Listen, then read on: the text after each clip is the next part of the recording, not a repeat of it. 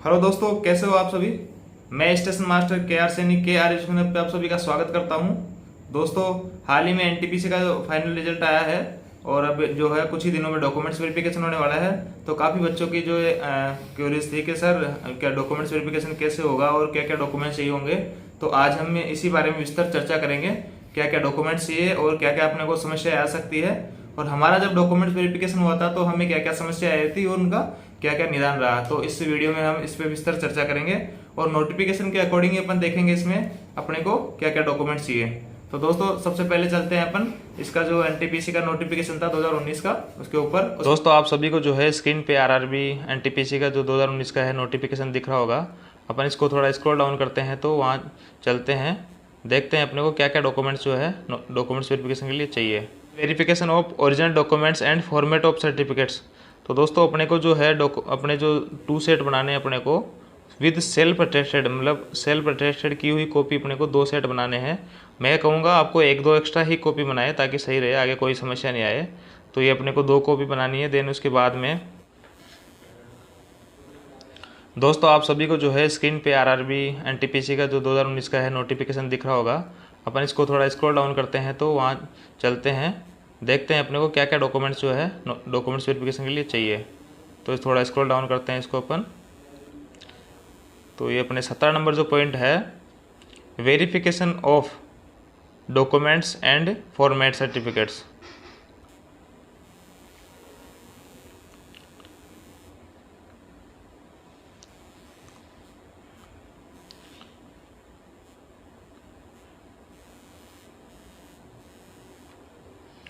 थोड़ा scroll down करते हैं और चलते हैं अपन पॉइंट नंबर 17 पे और देखते हैं कि इसमें क्या क्या अपने को डॉक्यूमेंट्स मांगे गए हैं। तो लिखा है verification of original documents and format of certificates. तो दोस्तों, अपने को जो है अपने जो 2 सेट बनाने हैं अपने को विद सेल्फ अटेस्टेड, मतलब सेल्फ अटेस्टेड की हुई कॉपी अपने को 2 सेट बनाने हैं। मैं कहूँगा आपको 1-2 एक्स्ट्रा ही कॉपी बनाए ताकि सही रहे, आगे कोई समस्या नहीं आए। तो ये अपने को 2 कॉपी बनानी है। देन उसके बाद में देखते हैं अपन पॉइंट नंबर 17.4, इसमें देखते हैं अपने क्या क्या डॉक्यूमेंट्स अपने से मांगे गए हैं। तो देखो, फर्स्ट नंबर पे जो है अपने की मेट्रिकुलेशन यानी 10th की जो है मार्कशीट आपको चाहिए, या उसके समकक्षी आपके पास जो सर्टिफिकेट है, इक्विवेलेंट आपके पास कुछ भी सर्टिफिकेट है 10th के, जो कि आपको ये दिखा सके कि जो आपने एप्लीकेशन में नाम वगैरह, कैंडिडेट का name, the father name, mother name, वो जो है आपका मेंशन आपने जो एप्लीकेशन में किया था वही उसका वेरीफाई हो सके। तो आपको जो है 10th की मार्कशीट आपको यहाँ दिखाना होगा और उसके साथ ही आपकी जो सर्टिफिकेट होगा 10th का वो भी आपको दिखाना होगा, ताकि आपका जो है वेरीफाई हो सकेगा आपने जो एप्लीकेशन में मेंशन किया था नाम वगैरह, पापा का नाम और मम्मी का नाम वगैरह, वो सारा कुछ सही है। देन उसके बाद में आपको जो है +2 यानी हायर सेकेंडरी स्कूल की जो है मार्कशीट और सर्टिफिकेट दोनों आपको दिखाना होगा। मार्कशीट और सर्टिफिकेट में आप ये चीज़ ज़रूर जांच ले कि दोनों पे जो है आपका जब रिजल्ट अनाउंस हुआ था तो दोनों पे जो है डेट सेम होनी चाहिए। अगर डेट सेम नहीं है दोस्तों तो बहुत बड़ी समस्या हो सकती है। इसको आप समय रहते ही जो है अपने बोर्ड से इसको सही करवा लें, क्योंकि इसको जो है बहुत इसमें आपको डॉक्यूमेंट्स वेरिफिकेशन में आपको बाहर भी कर सकते हैं। ये बहुत ही मतलब गंभीर समस्या है। तो आप एक तो सबसे पहले यह है कि डेट होनी चाहिए उन पे, डिग्री पे, और आपकी जो मार्कशीट है 10th की हो, 12th की हो या ग्रेजुएशन की हो, तीनों पे जो है मार्कशीट पे और डिग्री पे सेम डेट होनी चाहिए, और वो डेट होनी चाहिए जिस दिन आपका एग्ज़ाम अनाउंस हुआ था, रिजल्ट अनाउंस हुआ था। अगर आपके उस मार्कशीट वगैरह पे आपकी डेट वगैरह नहीं है तो आप उसको प्रिंसिपल से या अपने बोर्ड से मिलकर उसको सही करवाने की कोशिश करें। तीसरे नंबर पे हैं ए यूनिवर्सिटी डिग्री और इट्स इक्विवेलेंट। आपकी जो कॉलेज की डिग्री है, आपने जो भी डिग्री कर रखी है, बीटेक कर रखी है या जो भी बैचलर डिग्री आपने कर रखी है, या आपने सेमेस्टर में की है या आप ईयरली एग्ज़ाम में की है, तो आपके अगर सेमेस्टर में की तो सारे सेमेस्टरों की आपकी मार्कशीट चाहिए और डिग्री चाहिए। और जो रिसेंटली जिन्होंने एग्ज़ाम दिया है तो उनकी जो है डिग्री नहीं मिलेगी, उनको डिग्री थोड़े दिन बाद आती है, तो उनके लिए जो है प्रिंसिपल से लिखवा के ला सकते हैं। अन्यथा जिनके एग्ज़ाम दिए 2-3 साल हो गए तो उनको डिग्री लानी पड़ेगी। इसके बाद में देखते हैं 4th नंबर पे SC/ST certificate in the format as per annexure. तो अपने को जो SC/ST सर्टिफिकेट है केंद्र का वो बनवाना है, और जो फॉर्मेट जो रेलवे का जो स्टैंडर्ड फॉर्मेट है जो इसने दे रखा है, जो आपको स्क्रीन पे दिख रहा होगा, इसी फॉर्मेट में अपने को जो है SC/ST का सर्टिफिकेट जो है बनवाना है। ये जो है सर्टिफिकेट 2 पेज में बनेगा और ये अपने सेंटर का बनेगा। ये जो सर्टिफिकेट है आप अपने कार्यालय SDM ऑफिस से भी बन जाएगा, तो वहाँ से बनवा ले। इससे पहले आपको स्टेट का बनाना होगा, उसी के आधार पर जो है आपका सेंटर का बनेगा। तो दोस्तों इसके बाद में अपन बात करते हैं OBC NCL OBC non creamy certificate as per annexure 2। अब अपन जो OBC नॉन क्रीमी है जिसकी जो 8 लाख से कम जिनकी इनकम ईयरली, उनको इसमें रखा गया है। तो उनको जो एनेक्सर 2 परफॉर्मा जो आपको स्क्रीन पे दिख रहा होगा, उसी के आधार पर उसी का परफॉर्मे में अपने को बनाना है। OBC का जो कास्ट सर्टिफिकेट बनेगा इसी परफॉर्मे में बनाना है। दोस्तों ये परफॉर्मा आपका सेंटर वाला भी हो सकता है, लेकिन बेटर रहेगा अपन जो रेलवे ने अपना परफॉर्मा दिया है अपन उसी परफॉर्मे में बनाए। और ये जो परफॉर्मा है वो 1 साल से ज़्यादा पुराना नहीं होना चाहिए। आपका जो ये बनाओगे OBC का सर्टिफिकेट, जिस दिन आपका डॉक्यूमेंट्स वेरिफिकेशन है उससे 1 साल पुराने से ज़्यादा नहीं होना चाहिए, मतलब 1 साल के अंदर अंदर ही होना चाहिए। तो अब 6 नंबर पे बात करते हैं अपन non creamy layer declaration by OBC NCL candidate as per. दोस्तों इसमें आपको कुछ नहीं करना होगा, एक फॉर्म होगा उसमें आपको खुद ही अपना नाम वगैरह भरना है, जैसा कि आपके स्क्रीन पे दिख रहा होगा, और आपके सिग्नेचर वगैरह करना है, नाम लिखना है, आपकी कास्ट वगैरह लिखना है। मतलब आपको सेल्फ डिक्लेरेशन करना है खुद का, उसमें आपको किसी के अटेस्टेड वगैरह की ज़रूरत नहीं पड़ेगी। ये बहुत ही सिंपल है। आप जैसा कि आपको स्क्रीन पे दिख रहा होगा परफॉर्मा, आप उसको आराम से भर के और खुद भर सकते हो आराम से, कोई दिक्कत नहीं होगी। देन 7 नंबर पे देखते हैं income and asset certificate to be produced by economical weaker section EWS at the annexure 3। तो दोस्तों अब बात करते हैं EWS की, जिनकी जो इनकम है जनरल वालों की 8 लाख से कम है, उनको EWS में रखा गया है। तो इनका जो है इनकम सर्टिफिकेट मांगा जाएगा EWS का, तो जो भी जिसका परफॉर्मा एनेक्सर 3 है। तो दोस्तों जिसने भी EWS से फॉर्म लगाया है उसके लिए मस्ट है इनकम सर्टिफिकेट, ये आपको बनवाना ही पड़ेगा, ज़रूरी है। और ये भी जो है 1 साल से ज़्यादा पुराना आपका नहीं होना चाहिए।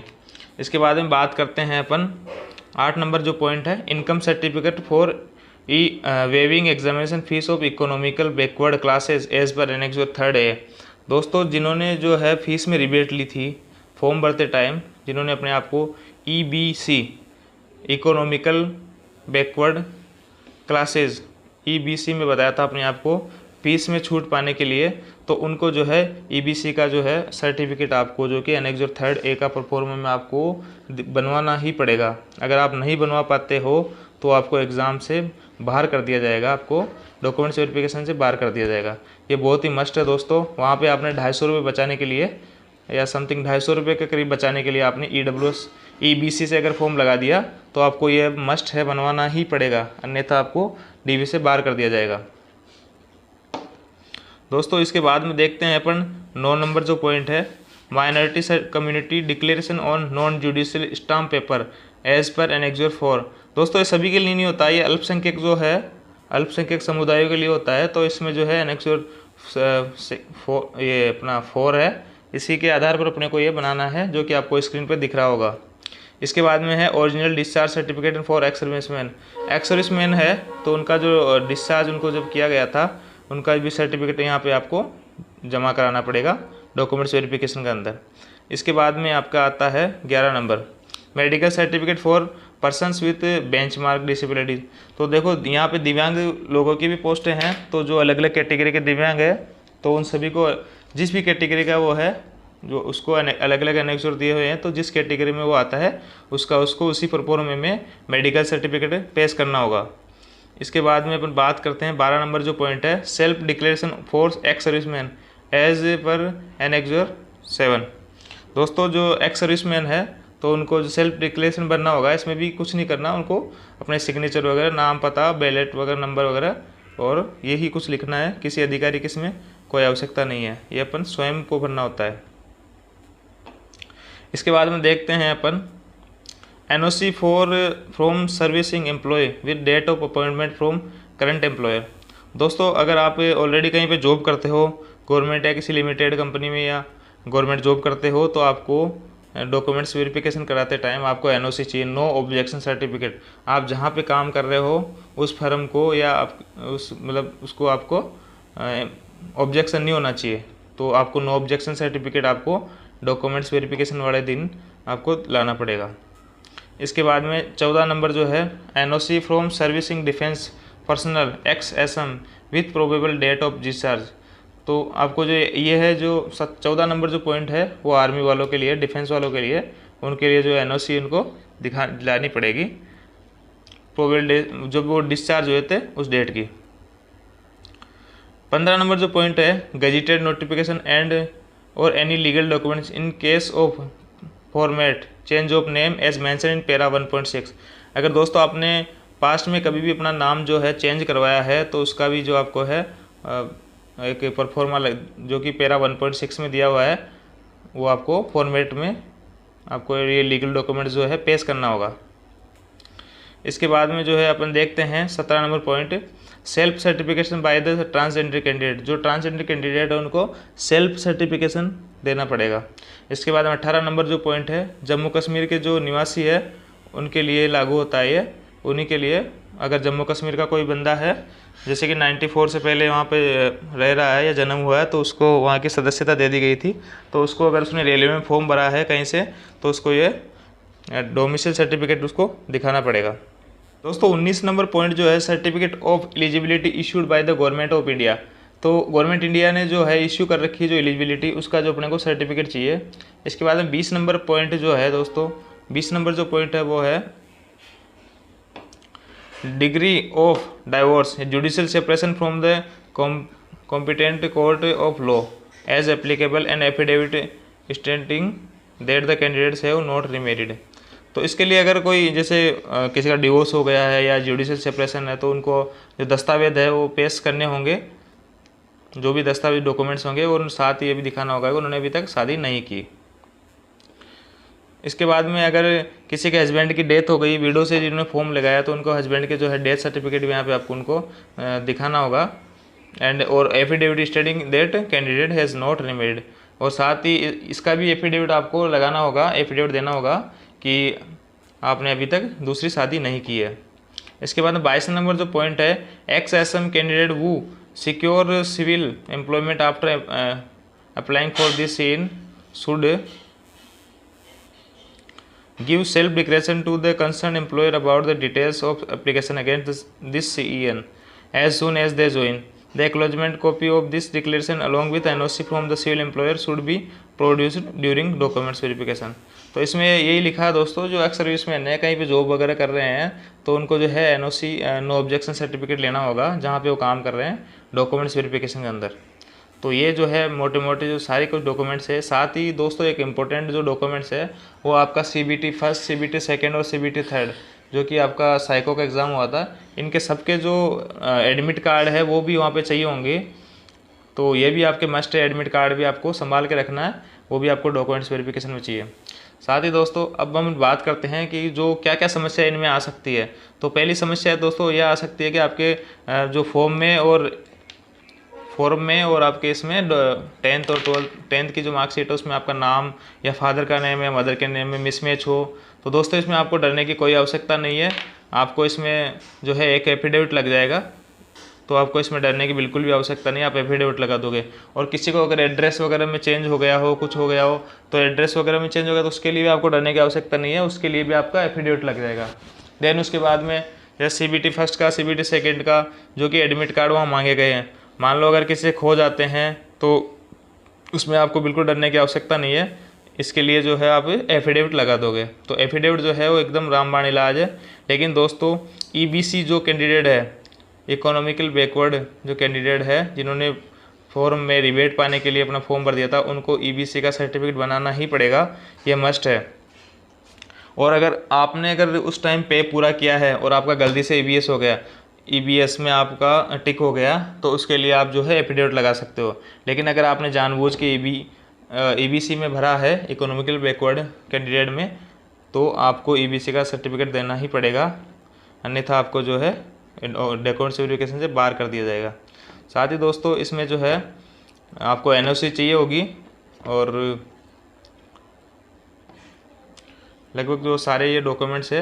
और साथ ही जो फ़ोटोग्राफ चाहिए, इसमें 3 से 4 फोटोग्राफ चाहिए जो कि उसी टाइप की होनी चाहिए जो आज आपने फॉर्म में आपने लगाया था, फॉर्म में अपलोड किया था।